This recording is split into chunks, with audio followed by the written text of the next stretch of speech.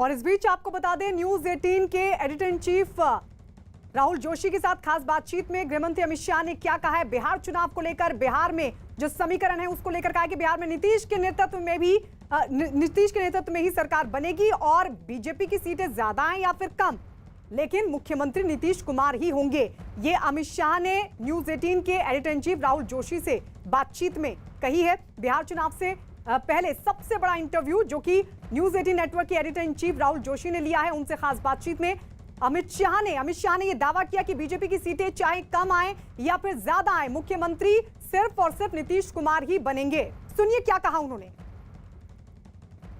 एक साल पहले आपने हमसे कहा था, जो कि एक बहुत बड़ी खबर भी बनी थी, आपने उस वक्त ऐलान किया था कि आप बिहार का चुनाव नीतीश कुमार के नेतृत्व में लड़ेंगे। और उस वक्त कुछ लोगों ने इस पे कमेंट भी किया, कहा कि ऐसा नहीं है, हो सकता है बीजेपी अकेले जाए, पर आपने उसी एक साल पहले इसका ऐलान कर दिया था। तो 2015 और आज इसको आप कैसे देखते हैं? उस वक्त आप नीतीश जी के खिलाफ थे, आज आप नीतीश के साथ हैं, तो इस चुनाव में आपका आंकलन क्या है? और आपका प्रेडिक्शन बहुत वो माना जाता है, क्या नंबर लगाएंगे आप कि कितनी सीट जीतेगी? देखिए, हमने जब से नीतीश कुमार जी के साथ हमारी सरकार बनी तब से भारतीय जनता पार्टी ने फैसला किया था कि बिहार का जो 2020 का चुनाव है वो हम नीतीश कुमार जी के नेतृत्व में लड़ेंगे। और ये सार्वजनिक रूप से, पहले मैं पार्टी अध्यक्ष था तब मैं, और अब नड्डा जी ने भी कहा है, इसमें कोई दो राय नहीं है, दो मत नहीं है।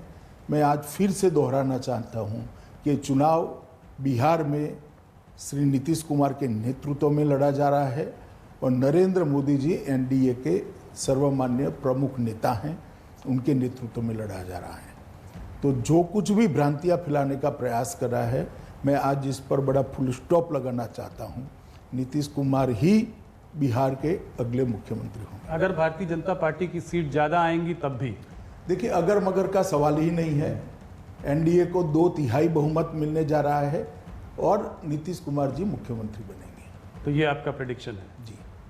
इसमें अगर बीजेपी की ज़्यादा सीटें आएंगी तो भी मुख्यमंत्री नीतीश जी ही बनेंगे? देखिए राहुल जी, कुछ कमिटमेंट इस प्रकार के होते हैं जो सार्वजनिक तौर पर किए जाते हैं और उसकी पालना होती है।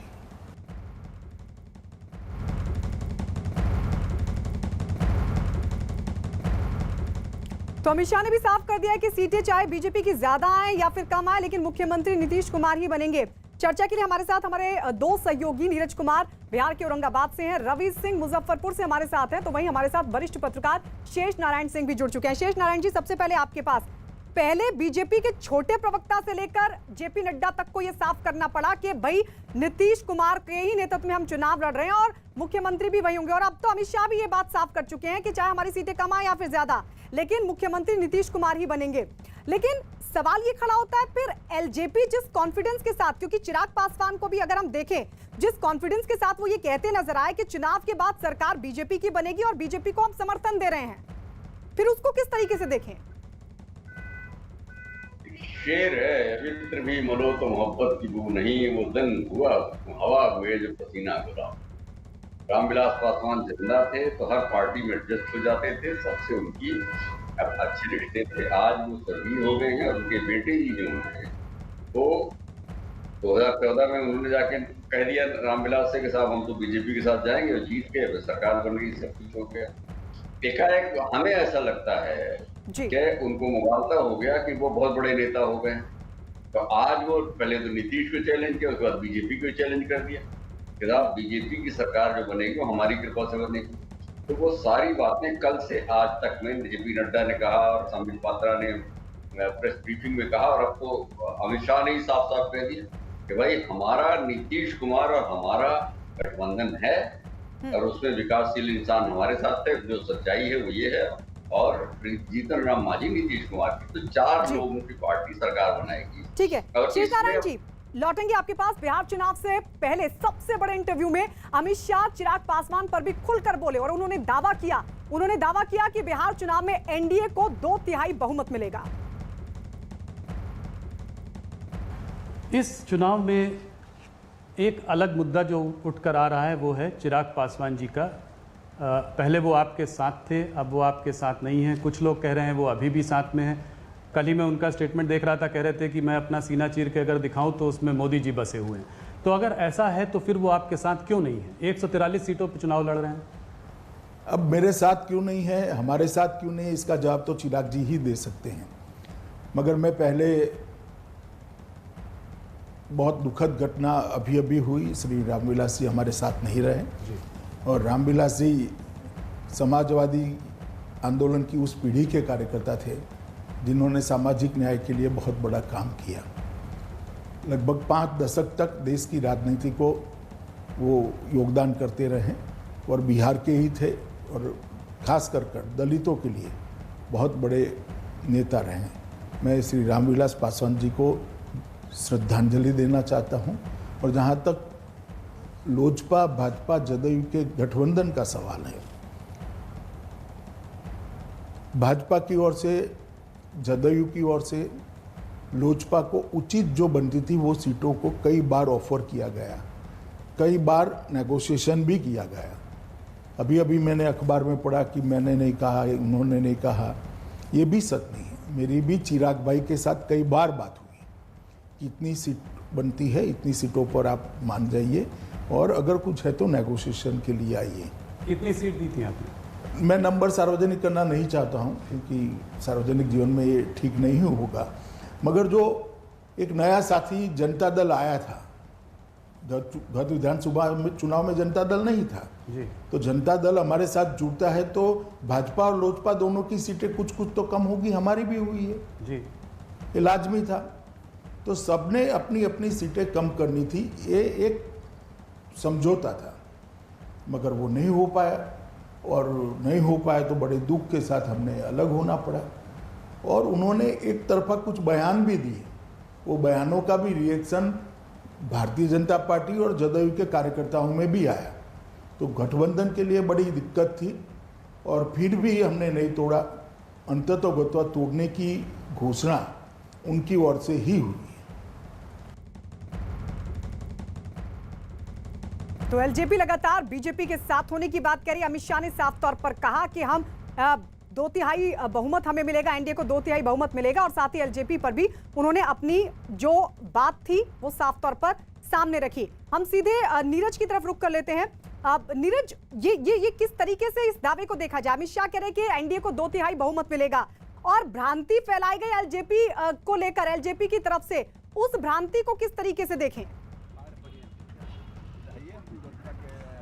देखिए, बिहार की जनता लगातार नजर गड़ाए हुए है। ये देख सकते हैं औरंगाबाद क्षेत्र में हमारे साथ नवीनगर इलाके की पूरी जनता मौजूद है और एक एक राजनीतिक गतिविधियां जो हो रही है उन पे नजर है। लेकिन जनता का मूड जानेंगे, जनता क्या कह रही है, क्योंकि जनता ही अंतिम फैसला करने वाली है।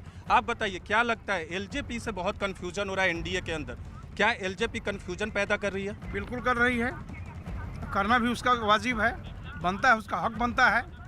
लेकिन अमित शाह का कहना है, गृह मंत्री की, एनडीए का चेहरा नीतीश कुमार है। उनकी तरफ से कह दिया गया, प्रधानमंत्री नरेंद्र मोदी जब आएंगे, वो जब नीतीश कुमार के साथ रैली करेंगे तो वो कन्फ्यूजन दूर होगा। दूर तो होगा। दूर होगा?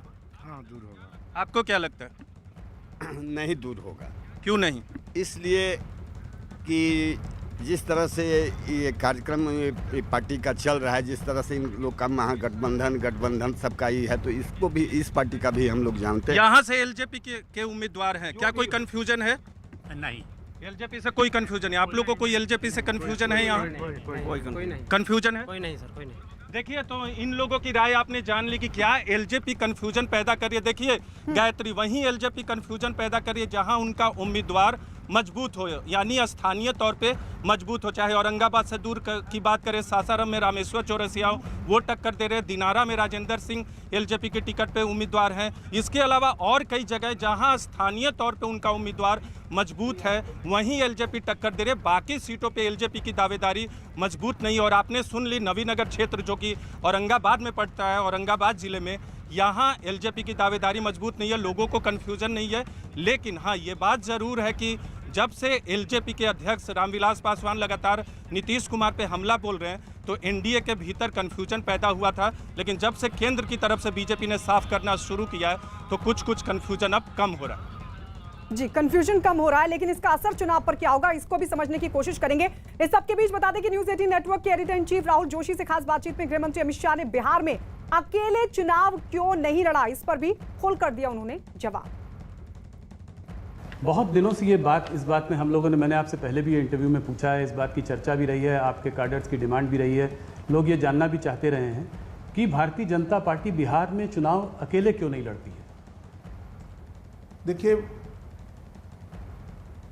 जहां तक अकेले लड़ने का सवाल है, पार्टी के संगठन का विस्तार कितना हुआ है, विस्तार कर कर नीचे तक पैंट कितनी बनी है, और नीतीश कुमार जी जब से एनडीए बना तब से हमारे साथी हैं। पहले समता पार्टी हुआ करती थी, जौहर साहब नेतृत्व करते थे, शरद यादव जी करते थे, बाद में नीतीश कुमार जी के हाथ में नेतृत्व आया, तो तब से हमारे पुराने साथी हैं और तोड़ने का कोई कारण नहीं है। एक बार बीच में थोड़ी गड़बड़ हुई थी, टूटा था, मगर अच्छा ही हुआ, फिर से आज वो एनडीए में है। तो सिर्फ विस्तार के लिए अकेला लड़ना वो ठीक नहीं है, गठबंधन का एक धर्म होता है, तो हमने धर्म को निभाया है और हम चाहते हैं कि नीतीश कुमार जी के नेतृत्व में जो विकास हुआ है 15 सालों में वो बरकरार रहे। ऊपर मोदी जी, नीचे नीतीश जी, ये डबल इंजन वाली सरकार बिहार को विकसित राज्य बनाने की दिशा में बहुत द्रुत गति से आगे ले जाएगी।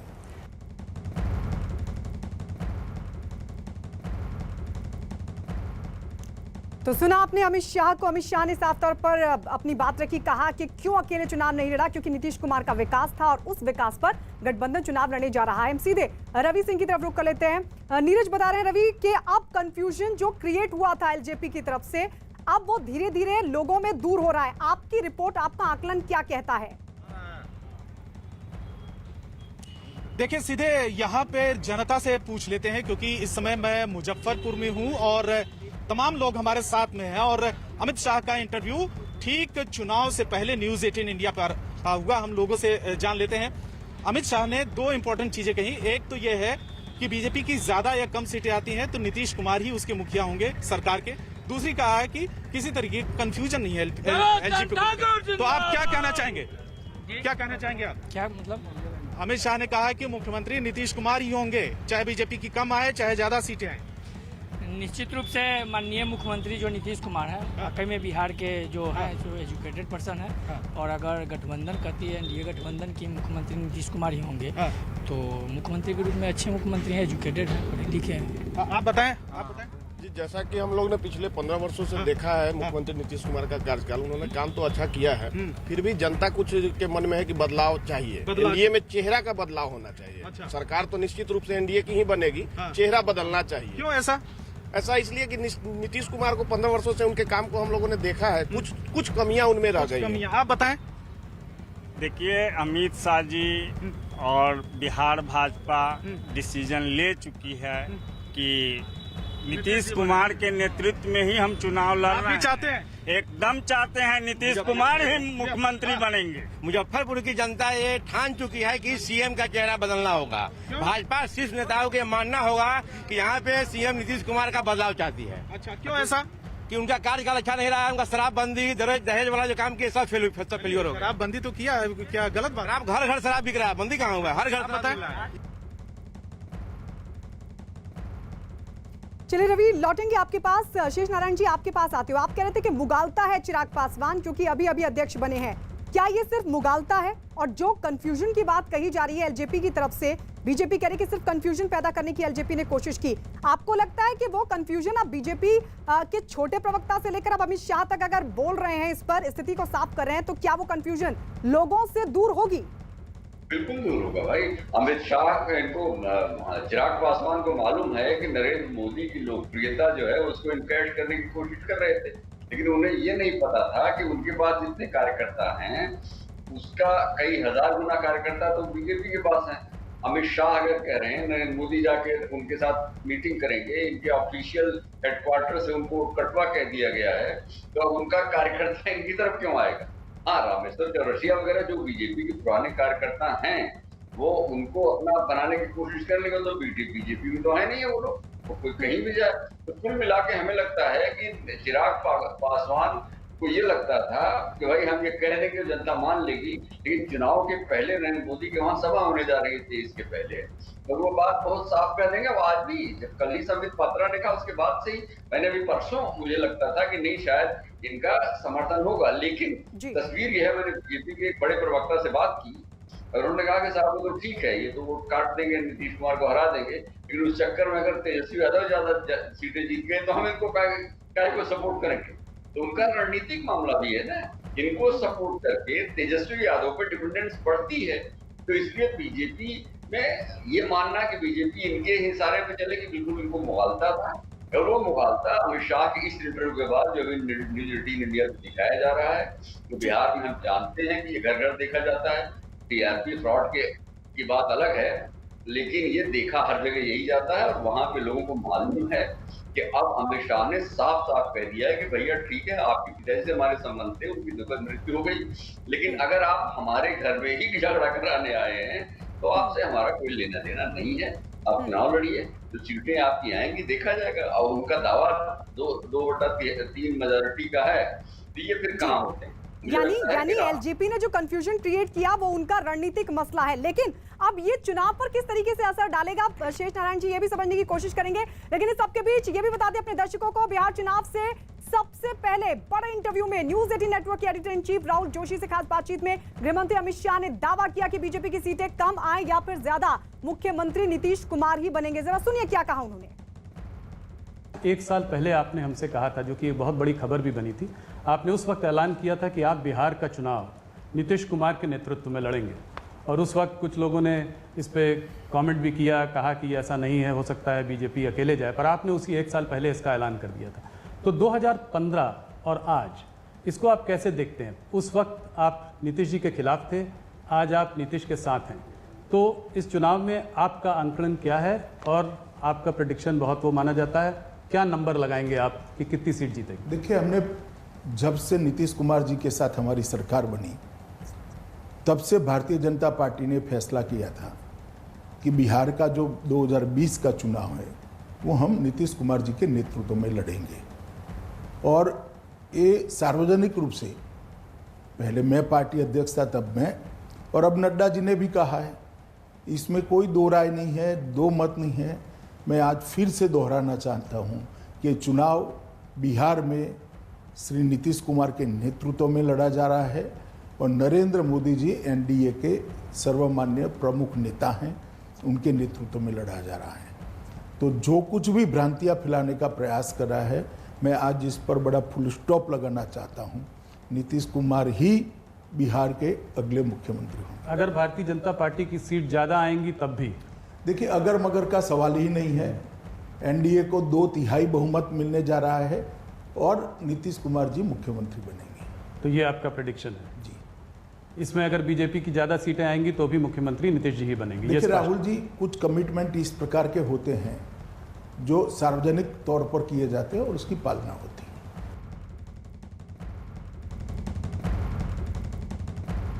नीरज, आपके पास आते हुए 2015 में बीजेपी नीतीश कुमार के खिलाफ थी, लेकिन अब 2020 में एक बार फिर 7 चुनाव गठबंधन के साथ लड़ने जा रहे हैं। लेकिन क्या इस बात को जनता समझ पा रही है? इस गठबंधन को जनता की नजर में किस तरीके से देखा जा रहा है? लोगों से पूछिए। बिल्कुल, एलजेपी अध्यक्ष चिराग पासवान कितना फैक्टर करेंगे चुनाव को, वो तो बाद में बात करेंगे, लेकिन एनडीए कितना इंपॉर्टेंट है मुकाबले महागठबंधन के? युवाओं से बात करते हैं, आप बताएं कितना बड़ा फैक्टर होगा, कितना बड़ा फैक्टर होगा एनडीए? हमको काम चाहिए, नहर में पानी नहीं हमारा, हमको काम ना चाहिए।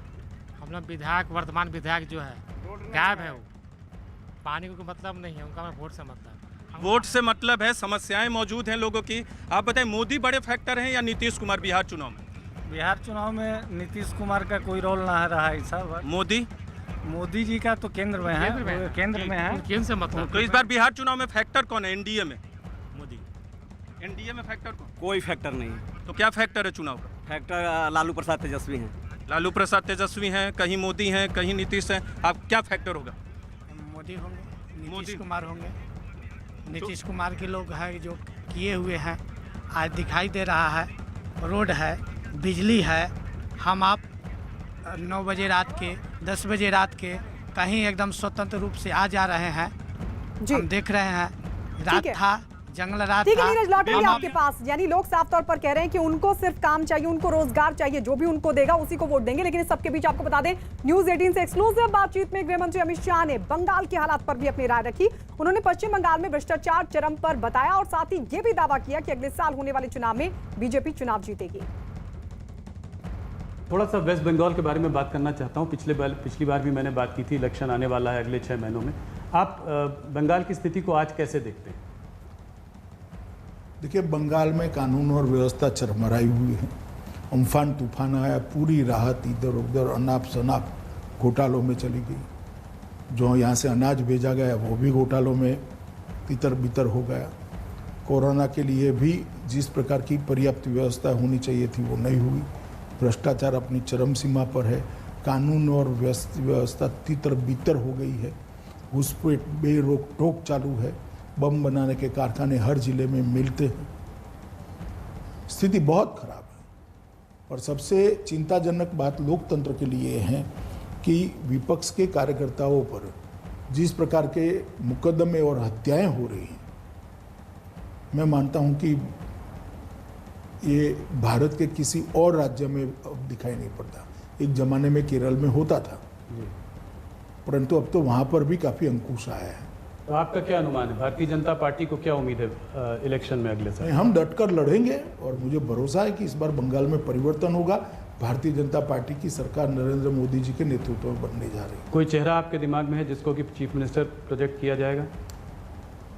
वो तो हो भी सकता है, मगर अभी तो बंगाल की जनता तृणमूल कांग्रेस को हटाना चाहती है।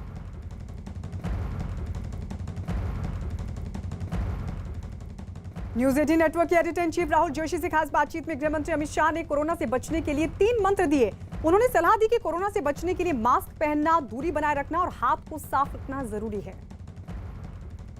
आप कोरोना वॉरियर हैं, आप तमाम अस्पतालों में शुरू में गए, आप कोरोना सर्वाइवर भी हैं, आपको खुद कोरोना हुआ।